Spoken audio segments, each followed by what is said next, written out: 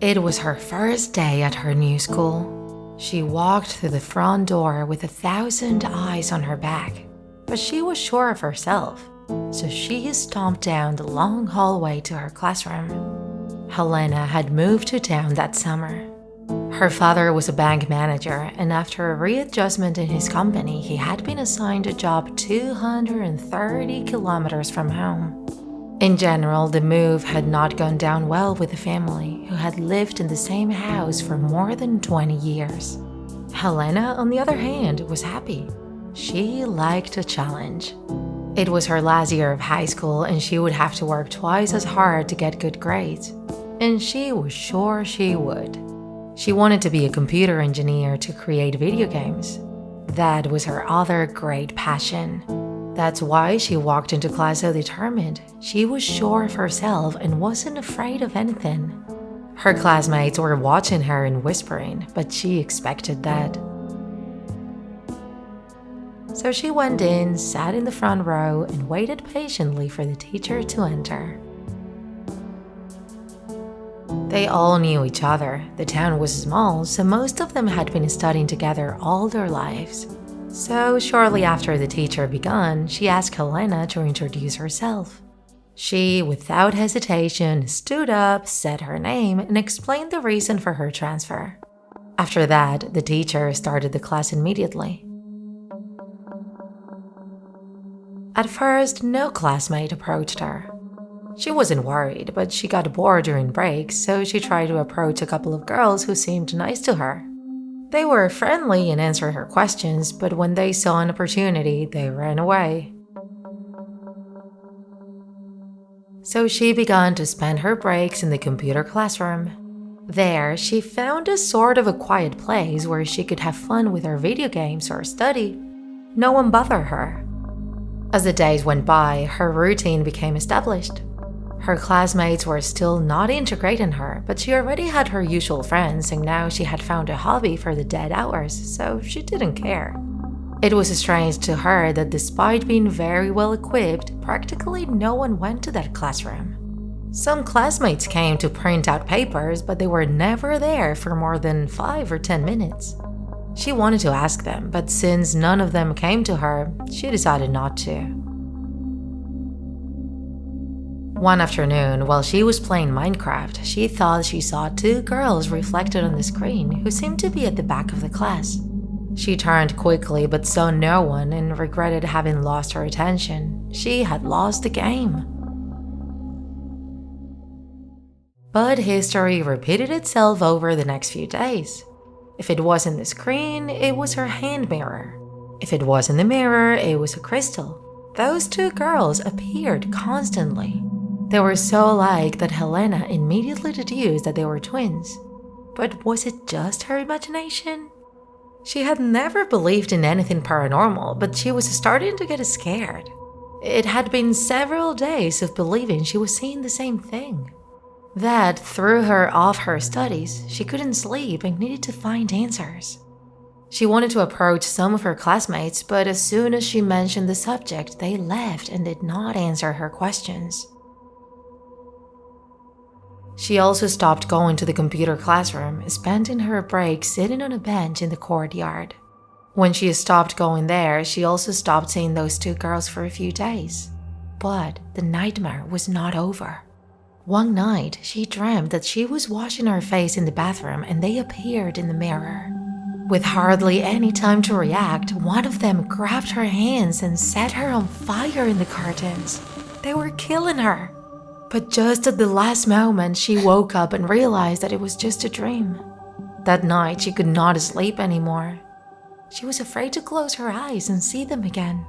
Her parents started to worry. She had dark circles under her eyes, she was always sad, and her grades were dropping. She decided she couldn't go on like that, so she started to investigate tragic events with twins. And without much effort, she found them. On the second webpage she consulted, she recognized them. It was them, the same ones she had seen in that classroom. The news said that they had died in a fire at the school 70 years ago. The case was relatively recent, and although at the time she knew who they were, she did not understand why she could see them. Finding that answer took more time, and the weeks were really complicated. The twins had crept into her dreams. She could no longer sleep or do anything else.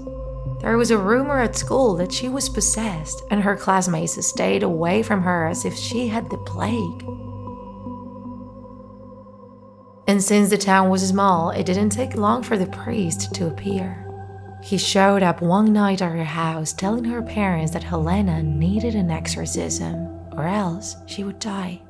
He told her that she had invaded the space of two souls and now they wanted her dead.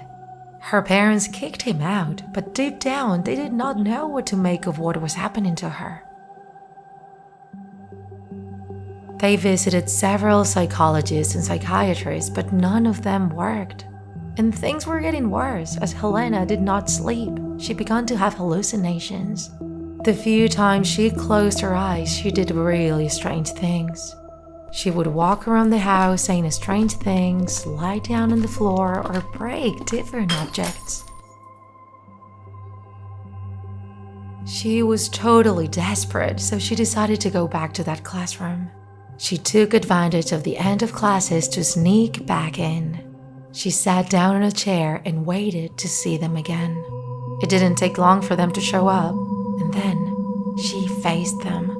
She asked them what they wanted from her, why they were following her. But no one answered, and suddenly she started to smell something burning. She looked sideways and one of the computers was smoking. Soon the flames started. She felt very scared, so she quickly went to the door to call for help. But she couldn't even get it open. It was completely blocked. The smoke soon began to flood everything and she was slowly losing consciousness. She fainted as she heard the fire alarm.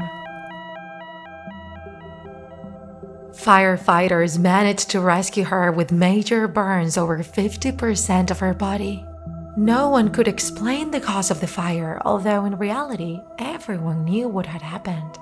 Helena managed to recover from her physical injuries, but never from the psychological ones. She stopped seeing the twins, but her parents left town and the computer classroom was closed forever.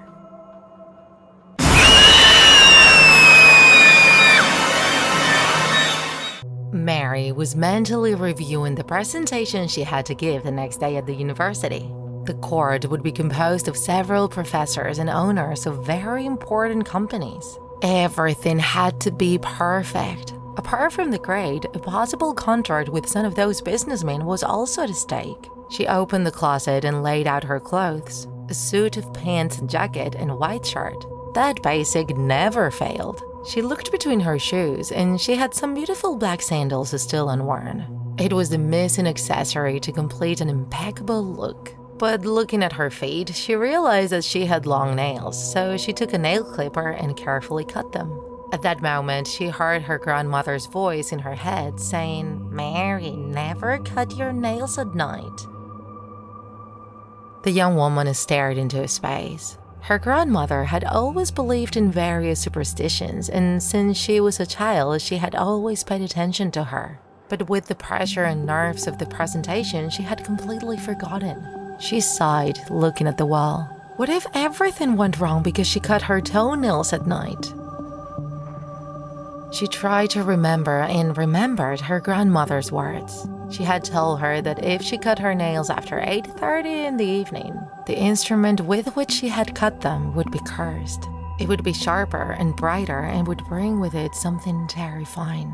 Afterwards, someone would knock on the door and leave a box for her. It couldn't be opened until dawn. She shouldn't be curious. The owner of the box would try to surprise her, so if she felt any presence, she must not look back. If she didn't expect death, she shouldn't cut her nails at night. Suddenly, Mary looked at the nail bits on the floor and her heart began to pound. Panic seized her. Her grandmother was always right. She was so scared that she decided to call her mother, but a noise paralyzed her. Someone was ringing the doorbell. Her cell phone slipped from her hands, falling to the ground. There was no way the legend her grandmother had told her was true. But she wasn't expecting visitors, so who was calling her? Her hands began to sweat, but she steeled herself and headed to the door. Maybe her grandmother's story was a lie and she was just exaggerating. As she walked towards the entrance, the doorbell rang 3 times and then stopped. Mary closed her eyes and opened the door. Nobody was there, but there was a box on the floor. She remembered her grandmother's words again, that someone would leave a box, but she shouldn't be curious and wait until dawn to open it. Her heart was pounding so hard she could hear it echoing in her head. She began to cry desperately. She just wanted to close her eyes and think that none of this was happening. She wanted to wake up from that nightmare. The box was black. She couldn't open it. She wanted to, but she couldn't. She thought of her friends, who were very pranksters. Maybe they wanted to give her a hard time and then laugh together and work off the stress of the presentation. She went upstairs to the bathroom to wet her face, and suddenly she felt as if someone was on the other side of the door. She remembered again her grandmother's words, that she should not look back if she noticed something or someone approaching, that the owner of the box would surprise her. But who was the owner of the box? And what did he want from her? She looked determinedly at herself in the mirror and thought she couldn't die. Not tonight. She had to escape. So with all the courage she could, she closed her eyes and left the bathroom. She ran down the stairs, screaming in horror, feeling someone following her, but her legs gave out and she tumbled down the steps. She got up as she could with much pain and ran towards the exit. Just as she was about to leave, she tripped over the black box, which she had left by the front door. She turned her head and watched as the box with a punch had flipped open. She leaned out to see what was there and quickly threw her hands to her mouth in panic. There were mutilated and bloody toes and nails. She gave a terrified scream, and when she looked down, she saw that all her toes were missing. The last thing she saw was a face as white as paper and eyes redder than blood. Do not cut your nails at night if you don't expect death.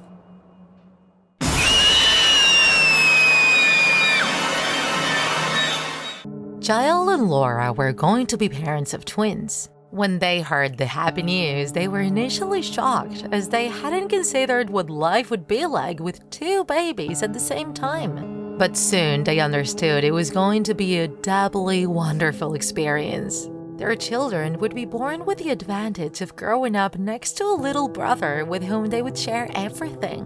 Laura had just entered her 2nd trimester of pregnancy, and she would have one of the most important ultrasounds, where a complete study of the fetal anatomy would be carried out.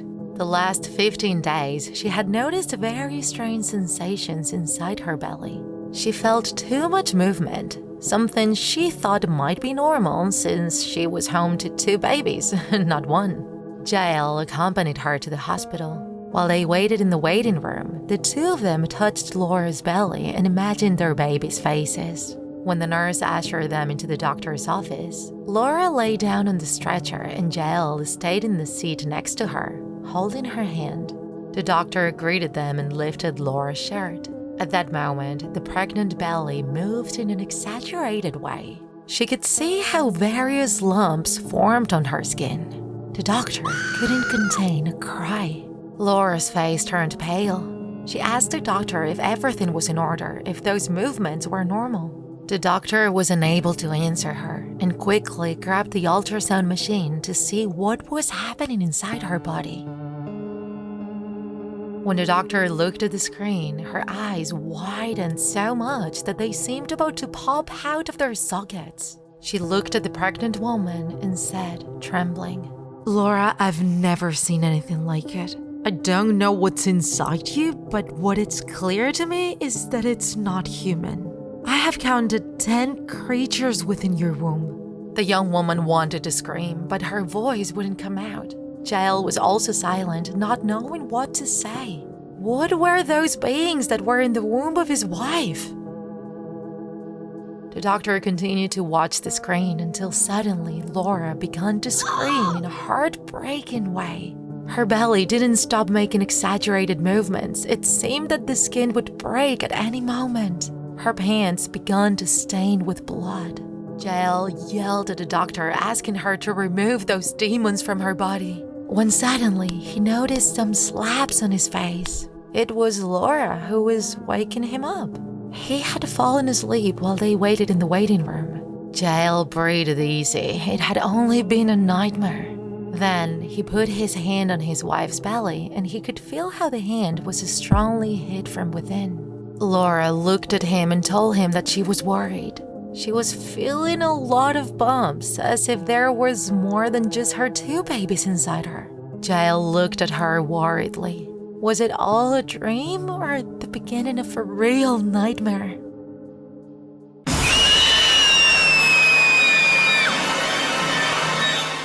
Hello, horror lovers. Today, we'll be traveling to CURSES, the capital of the state of Nevada in the United States. We'll be sharing with you a terrifying story that took place during the Three Kings Eve in 2012, when Mike was just 9 years old. That year, everything would be different. That would be the first Christmas he would not spend with his brother because of the accident 3 months ago. They had a tradition. Since he was the older brother and slept in the lower bed of the bunk beds, the night of the Three Kings Day, he would get up earlier and wake Mike up so they could open their presents together. 24 hours remained for that usually happy moment. But the permanent absence of Mike's brother sunk the family into a deep sorrow. Christmas Eve and Christmas Day were horrible, and they didn't even eat with other relatives. The mother, the father, and Mike stayed home and celebrated nothing. Mike woke up early and started doing his chores. The next day, he would be busy playing with his new gift, so it was better to complete the chores beforehand. When he finished up, he was so tired that he anxiously waited for dinner time to have a nap. When he woke up, it was already 9 p.m., so he imagined that he wouldn't be able to sleep that night. But that wasn't so. He ate dinner at 10:30 and went to bed at 11. Laying on his bed, he thought about how he didn't ask for anything special that year. He just didn't feel that he was missing anything. All he wanted was his brother back. He spent about 2 hours thinking about the past, remembering that time of the year from years before, when happiness was all around the house. The 2 brothers would get up as early as possible to open the gifts they asked for, while their father would film them from a corner of the room. Mike eventually fell asleep without realizing it, and had very strange dreams. Mike was completely conscious of everything he was doing and could even decide what to do and which words to use. Then he visualized someone he couldn't recognize because they were so far away. He started to approach them. They seemed to be in some sort of room, sitting on the lower bed of a bunk bed. Mike couldn't believe it. It was his brother, and he looked so real. Mike's brother looked at him and asked him about his life during the months they hadn't seen each other. But Mike couldn't think of anything special to tell. That's when Mike's brother asked him if he wanted to come with him. Mike didn't understand the question at first. Go where? But suddenly, Mike no longer had his brother in front of him, but a pale and monstrous face, with half of it disfigured and an eye completely covered by wrinkly skin. Mike woke up, trembling in fear, sweating and with his heart racing. He didn't know what time it was, so he looked at his alarm clock in front of his bed. 6 a.m. He thought that would be the time at which he would normally wake up to go open the presents. But then he heard a voice asking him if he was awake. It was Mike's brother's voice. Mike answered that he was awake, but still drowsy. Maybe he wasn't fully grasping the situation he was in. The voice told him, "Mike, look under the bed." Mike looked under the bed and saw right in front of him that same monstrously horrible face from the dream, approaching him. He couldn't contain a huge scream that woke his parents up, who rushed to his room and turned on the lights. After asking Mike what had happened and trying to calm him down, saying that it had just been a nightmare, they told him to go have breakfast and open his presents. The parents went away and left the lights on. Mike came out of the bed, still trembling, and that's when he realized that his brother's bed was unmade. Had it really been a dream? Starving is one of the most distressing and terrible experiences a human being can endure. So much so that it can lead them to committing true atrocities. This is a story that happened in a small town many years ago. It was a terrible time. The river dried up due to the extreme heat, and people didn't have enough water to satiate their thirst, let alone irrigate their lands.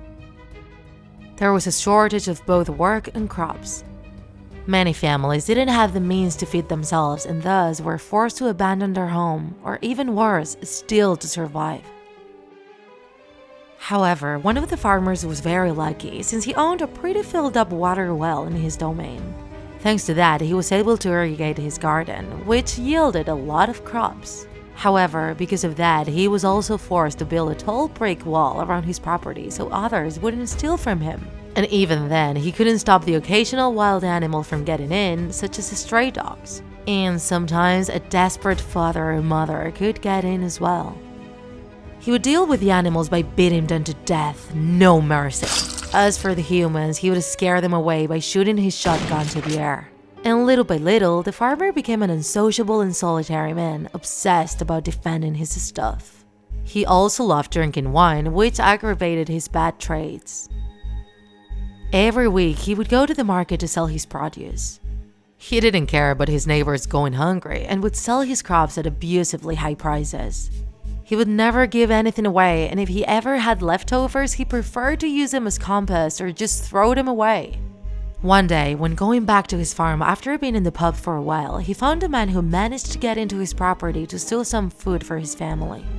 The farmer, fed up and angry, grabbed a pickaxe and delivered a lethal blow on the man's head. To get rid of the body, the farmer buried it under his garden to use it as fertilizer. People in the town soon noticed the man had disappeared, but the farmer simply kept on with his life and always denied having seen the man whenever he was asked. However, as much as he tried to hide it, the remorse of what he did started to torment him. One afternoon, while collecting apples from one of his trees, he grabbed one, but noticed something strange. The apple was hotter than normal, and he could feel it throbbing right in his hand as if it were a heart. He immediately threw it against his wall, smashing it, and rushed into the house to pour himself a glass of wine to calm his nerves. Then things went from bad to worse. One day, while observing his melons, he noticed that one of them was increasing its size little by little. When he got closer to it, he clearly noticed how it now decreased its size to shortly after increase its size again. The melon kept following that rhythm, the same rhythm of a long breathing. Terrified, the farmer grabbed his pickaxe and smashed the melon. The next nights were torture for him. He would go to sleep completely drunk to try to forget, but the figure of the man he murdered kept appearing in his nightmares. One morning, he couldn't take it anymore and ran to his garden to unearth the corpse. He had to get rid of it. Once he finished unearthing it, he looked at his side and saw a hungry stray dog that managed to get into the garden. And the dog was looking directly at the farmer as if judging him. Desperate, the farmer grabbed whatever he had closest to him, the corpse's skull, and threw it towards the dog to scare it away. However, he threw it with such force that it flew above his wall. He then took a deep breath and realized he had to calm down and think carefully. He rushed to his front door to get out and recover the skull before anybody else could see it. However, when he reached the other side, he bumped into the town's sheriff, who was casually patrolling around there. The sheriff picked up the skull from the ground and asked the farmer if he had anything to tell him. The farmer couldn't stand it anymore, fell on his knees and confessed his crime.